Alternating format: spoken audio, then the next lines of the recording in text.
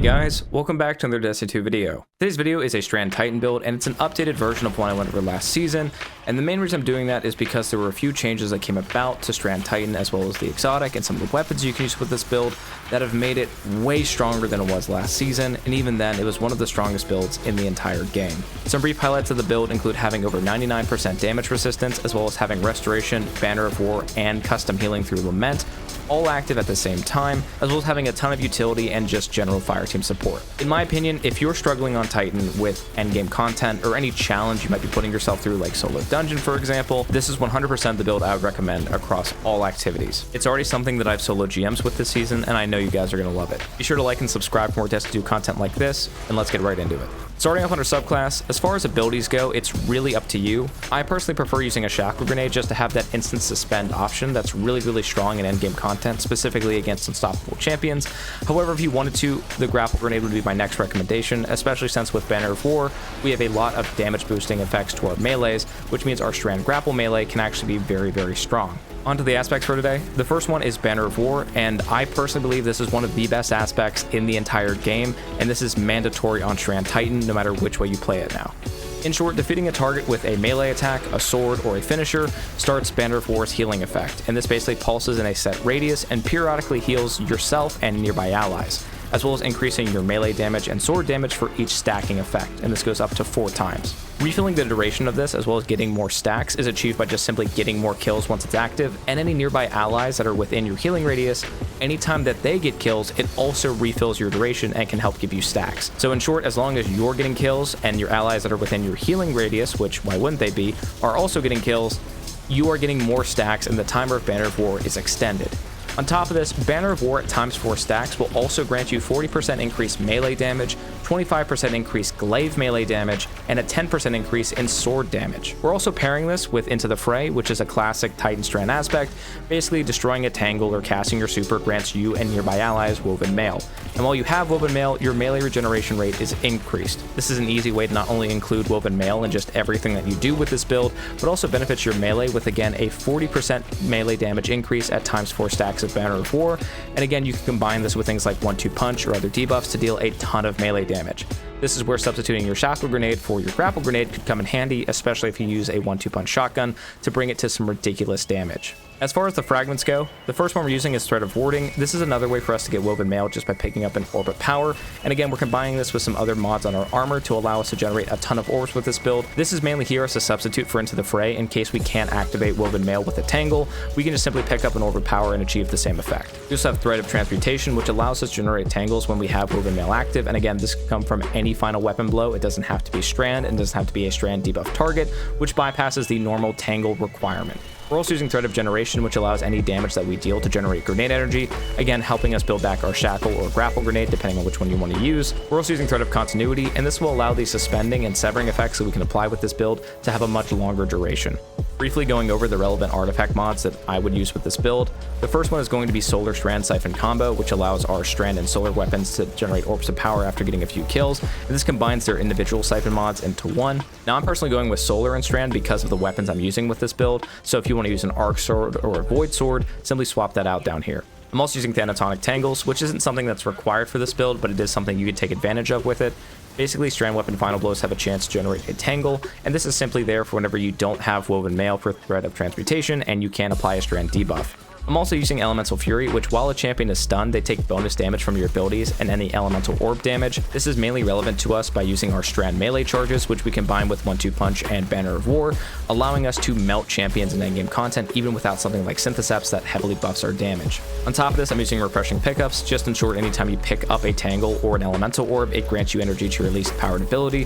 This can be your grapple grenade or your Strand melee, even your barricade if you rely heavily on that for your version of this build. For the last column, I'm going with Elemental Munitions, which allows any Tangle Final Blows that we get with this build to have a chance of generating us heavy ammo, special ammo, or both. This is a nice effect for this build simply because it revolves so much around using heavy ammo specifically through your sword, so having a way to just intrinsically generate that heavy ammo beyond using fighter mods is a really nice effect.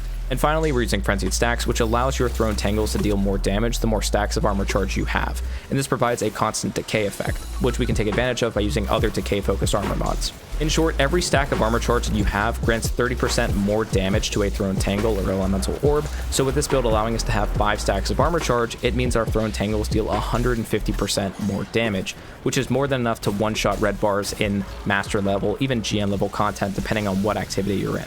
And because these tangles are dealing so much more damage, it allows us to take advantage of elemental munitions and endgame content where we typically might not be able to. It's worth noting, if you wanted to, you could also run this build with Monochromatic Maestro. This will simply grant you a 10% bonus to your ability and weapon damage when you use it simultaneously, as long as it's the same effect. I'm not using a strand sword with this build, although I will recommend one towards the end of the video, but if you want to use that, you can use Monochromatic Maestro and boost your sword damage and ability damage when used in sync by 10%. Getting into the armor and the armor mods for today then. For a helmet, the first one I'm recommending is Heavy Ammo Finder, just simply allowing us to have more heavy ammo drops with this build, as again a core part of its playstyle is revolving around heavy ammo and using our sword. I'm also using a Solar and Strand dual siphon mod, again I went over that earlier, fit this to whatever sword you end up using. Then I'm also using Powerful Friends. This is a very nice quality of life mod that affects our fire team. Anytime we pick up an orb of power, it causes nearby allies to gain an increase to their current armor charge stack by 1. The main reason for this is to add another benefit for nearby allies, since we're already healing them through Banner of War. Now we're basically giving them free armor charge stacks, again just for them existing near us. And not only are we drawing aggro with a basically unkillable build for them, but we're also healing them through Banner of War. And in turn, any kills that they get, which we can support them by giving them more armor charge stacks to enhance their abilities or their weapons for example, also refreshes our duration of Banner of War and keeps the whole build going. However, if you are playing solo, which this build is totally capable of pulling off by the way, always swap this out for say another stack of Heavy Ammo Finder, maybe a stack of Hands On to get your super back faster, or another Siphon mod to increase the potency of the generated orb. Onto our gauntlets, and our exotic for today is Stronghold. Now, these actually got a massive rework a few seasons ago in which they were already a top tier exotic and were just made even better. The one thing I do want to point out though is that for a long time it didn't actually function. Any kind of damage that you blocked with this build gave you a set amount of restoration back, and simply dealing damage with the sword grants you that restoration. Because of it, the exotic wasn't really functioning as intended, and the true potential of it wasn't really being shown off. Now that its effect is enabled properly, there is a little bit of a learning curve behind it, but it's an extremely fun exotic to take advantage of. In short, it maxes out the guard stat on any sword that you're using, and while you're blocking, you take massively reduced damage. On top of this, while you're blocking, based on the number of hits that you block with, and then deal damage to an enemy, that corresponding stack will grant you a duration of restoration times 2, and this can be up to 16 seconds. And the cool thing is that this restoration healing can stack on top of Banner of War, which means that while you're dealing damage and you have the reduced damage resistance because you're not blocking, you have restoration times 2 healing you on top of Banner of War healing you. All the while, Banner of War on its own is giving you a 10% damage increase to any sword damage. Keep in mind that we can also get Woven Mail from getting kills with our sword, and then you have a build that can easily achieve over 99% damage resistance when set up properly, and at the bare minimum, 98%. As far as the mods for our exotic gauntlets though, I'm personally using Heavy Handed, which allows our powered melee final blows to generate us orbs of power. These orbs not only activate our intrinsic armor mod effects, but also grant us Woven Mail, and with our melees dealing a ton of damage because of stuff like Banner of War and 1-2 Punch, it's very easy to pull this off and can melt champions when set up properly. I'm also using Impact Induction, which simply dealing damage with our melee reduces our grenade cooldown. This allows us to have our grapple grenade or our shackle grenade back a lot faster. I'm also using Solar Dexterity to increase the stow and ready speed for solar weapons, again relevant to our sword. If you're using a different sword, always swap this out so its elemental affinity aligns with it. For a chest piece, I'm using Loosened Blades, which allows any equipped sword that we use to have an increased charge rate, and also has some benefits to glaives if you want to use them with this build as well. On top of this, we are combining it with 2 stacks of Charged Up just to bring our maximum stacks of armor charge to 5, which again allows our tangles to deal 150% more damage. For our legs, I'm going with Solar Scavenger, again fitting our heavy weapon. If you want to use a Void, Arc, or Strand sword, go ahead and swap that out. On top of that, I'm using 2 copies of Solar Weapon Surge, which allow our solar weapons, specifically our sword, to deal 16% more damage. Keep in mind this 16% can also stack on top of Banner of War's effect, allowing swords to hit for 10% more damage, as well as any intrinsic effects our sword might have. And when combined with Lament specifically, it can deal a ton of damage and melt champions and bosses in GM content. For our mark, the first one I'm going with is Time Dilation, which allows us to bring the armor charge decay duration from 10 seconds to 15 seconds, simply improving the duration of these effects. Besides that, I'm also going with 2 stacks of Font of Restoration to give us plus 60 recovery whenever we have a stack of armor charge, and this is mainly for me to have 100 recovery with this build along with 100 resilience and then high discipline and strength. If you wanted to fit this out with your armor though, always swap this out accordingly, and you can always go with more stacks of time dilation, and you can also go with something based on using your class ability. As far as the best weapons for this build, for supporting our sword, I personally would go with really any strand weapon that's decent in PvE.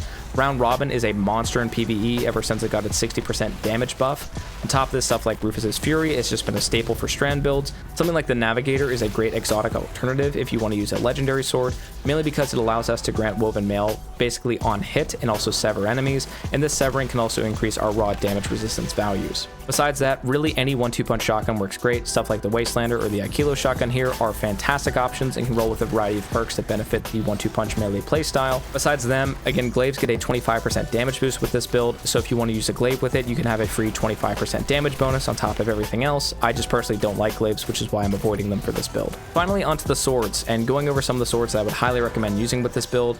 My number one recommendation is going to be the Lament. The Lament is a fantastic sword and something I recommended in the last video, and I'm recommending it for the same reason here. It has its own intrinsic damage buff, it's intrinsically anti-barrier, you gain stacks while blocking with this sword, which works perfectly with Stronghold, and the more stacks that you deal increase the damage and the damage resistance while dealing heavy attacks. On top of this, it has its own intrinsic ammo regen through Tireless Blade, and it also has rev consumption, which again, while you deal damage, it heals you. This thing doesn't even have a catalyst, and it's one of the strongest weapons in the entire game. Pairing this with Stronghold Survivability allows you to take full advantage of this weapon at basically zero downsides, and it's 100% my recommendation for this build.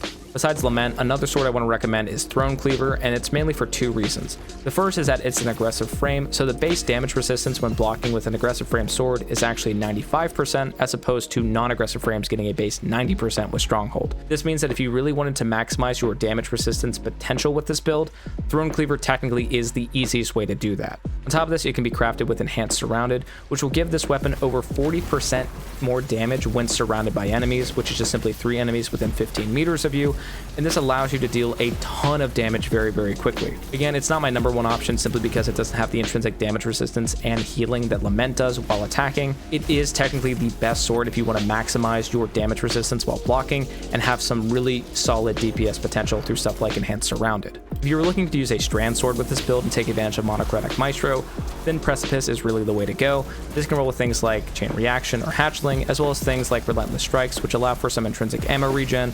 This is a fantastic sword. Again, the only reason I'm really not using it is because Monochromatic Maestro can be a bit situational to take advantage of with this build, and it doesn't have the raw DPS of stuff like Crown Splitter or the intrinsic healing and damage resistance of things like Lament. But this is my option to go with if you wanted a strand sword for this build. Now, the one sword I do want to talk about is actually new to this season is Geodetic HSM. The main reason I'm bringing this up is in the last version of this build that I did last season, I mentioned how you can technically get an overshield with this build and actually stack on a void overshield on top of Woven Mail and the healing effect and everything else I already went over. The main problem with it though is that it was only possible through Flash Counter and Repulsor Brace. Repulsor Brace was fundamentally needed to get that overshield, and Flash Counter was the way to actually void debuff enemies and get that overshield. Problem was, Flash Counter is incredibly finicky and offers basically no endgame utility because even though it technically suppresses and disorients enemies, it can't stagger any champion because of it. The other problem with it is that it only debuffed enemies that actually damaged you immediately after you started blocking, so you fundamentally couldn't take advantage of Stronghold's effect for long periods of time without just not being able to take advantage of a Void Overshield, so there was a trade-off to it. The reason I'm recommending this sword is because it can roll with destabilizing rounds and Repulsor Brace. I haven't been lucky enough to get this to actually drop for me, as it is a world drop, and because of it being in a world drop, it has a ton of perks it can actually roll with, so getting it to drop for you can be very, very hard to do. With that in mind, next season you can actually focus this weapon through the gunsmith, so getting that Repulsor Brace destabilizing rounds roll is going to be very easy. The nice thing about this sword is that its initial drop in damage resistance by being a non-aggressive frame is actually made up for by this Void Overshield, which will equal the aggressive frame maximum damage resistance potential. And through destabilizing rounds and Repulsor Brace, as you deal damage with this sword, not only is its origin trait going to come into effect and allow for much longer lunge distances, but it's also going to stack that Void Overshield on top of all the other damage resist values we just went over. On top of all of this, since you're dealing damage and getting kills with this, it also procs the restoration effect from Stronghold and keeps Banner of War going, which is in turn improving this sword's damage by 10%. This is definitely something I would highly recommend to use if you don't have Lament. Again, the big downside is that currently and until the end of this season, this is going to be a very, very rare find. But if you can get this roll to drop, it is perfect for this build. All in all, guys, that's the build for today. Like I mentioned earlier, this is a fantastic solo and fireteam oriented build that has a ton of customization based on how you want to play it and what weapons you want to use, but no matter which way you take it and which way you customize it, you'll have well over 90% damage resistance, even going over 99% damage resistance based on your playstyle and what sword you use. You'll have a ton of healing effects all stacking on top of each other. Again, restoration ×2, Banner of War's healing effects, as well as any intrinsic effects you might have from your sword. And if you wanted to, you can even put on mod-based healing effects to have a fourth source of healing. There's fantastic fireteam support and synergy with this build, and if you're playing solo, there's no problem. This build is a monster in solo content. On top of that, it's incredibly easy to use and is something I highly recommend for basically anyone playing Titan. Again, if you're struggling with content, please try this build out. It won't let you down. If you've made it to the end of the video, thank you guys so much for watching. I greatly appreciate your support on these videos. Let me know down in the comments what you thought of this build guide, as well as any recommendations you might have for future guides. I'm always looking forward to any kind of feedback or recommendations you guys might have for me. If you like the video, be sure to like and subscribe for more content like this, and stay tuned for the next build guide in the near future. Thank you guys so much for watching. I greatly appreciate your continued support on these videos, and as always, have a great day.